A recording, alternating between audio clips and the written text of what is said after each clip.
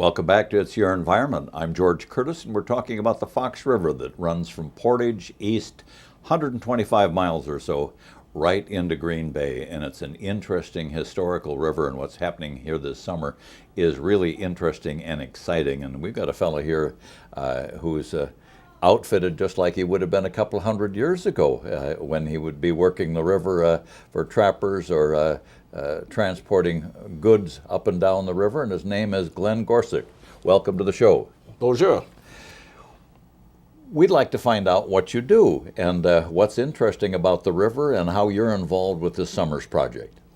Well, we in 2005 built a Voyager canoe, which would be a canoe de Nord or North canoe, which is the size that would have been on the Fox River from Green Bay to Portage, onto the Wisconsin River, and onto the Mississippi River. It's North canoe is between 26 and 28 feet. Ours is 28. We can have 14 people paddling at one time. Our plan, we're called Fox of the River Voyager Canoe, LLC. We've done a lot of elementary kids, like 5th grade. So we've done a lot of kids like that in elementary schools where we do segments of the Fox, tell them about the history, the importance of the riverway. Before the railroad was there, that was the main highway. That's how you got in and out of the state. Our plan had been to take it from Portage up to Green Bay and do the entire length of the Fox River. When we've got a call and fell in with some of the other organizations that are with us, like Friends of the Fox, Northeast Wisconsin Paddlers, we learned more about the lower part of the Fox with all of the locks. We were a little unsure of that area, and it all kind of falls into place just when we're ready to do those segments.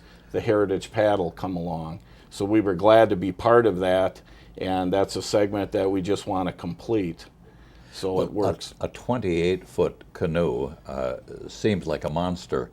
I've had many canoes. Probably 12 foot would be on the small side, 15 to 17 foot on average, and 28 foot. Why were they so big when they were actually in use on the river? It was just to carry all of the trade goods, 90-pound packs or bales of fur trade, of furs all packed in there. Also, they would bring in the trade goods. So they were the truck drivers.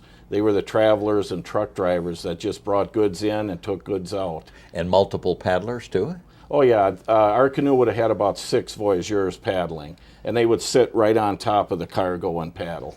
Now, with this summer's project that began at Portage, you were there at the beginning. Yes. And who were the people in the canoe besides yourself? Well, we've had different groups. We're always looking to hire on a crew if you have some time.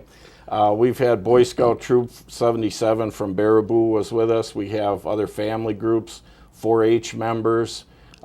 We've had some other just Boy Scout and local youth groups with us as well. We're pretty much open for anybody that's available that can do this.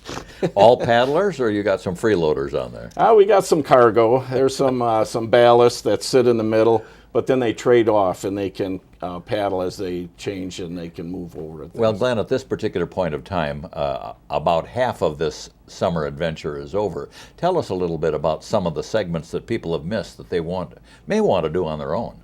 Oh, there's a number of them. I wanted to watch for birds more this year. It was one thing that I always took for granted. And some of the segments that we had just done from Berlin to Omro, we saw owls and kingfishers, and you always see herons and egrets and things. But it's just amazing to see the different bird life that we've seen.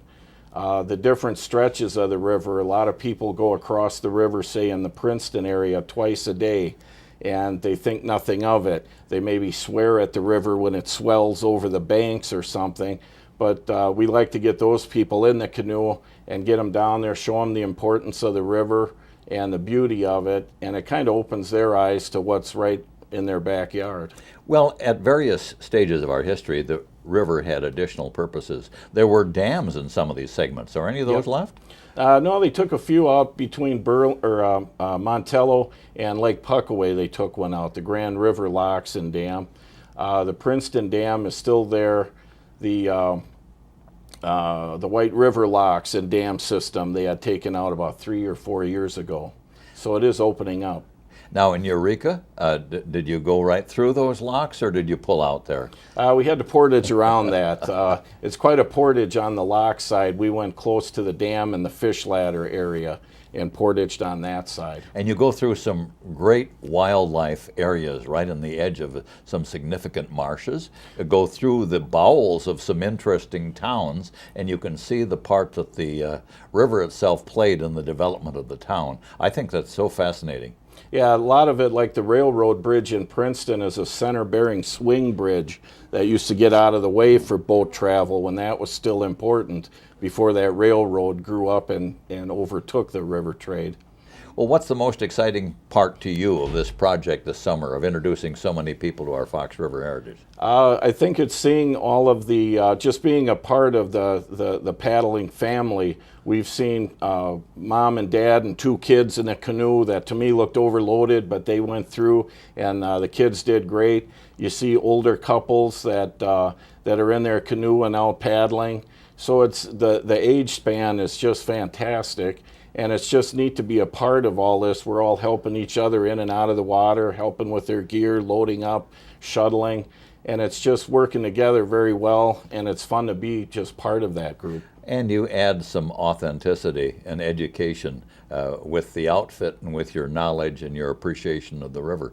I'm sure this is going to be great for the environment. People are not going to take this river as lightly as they have in the past. Thanks, Glenn, for what you're doing, and thanks for being with us.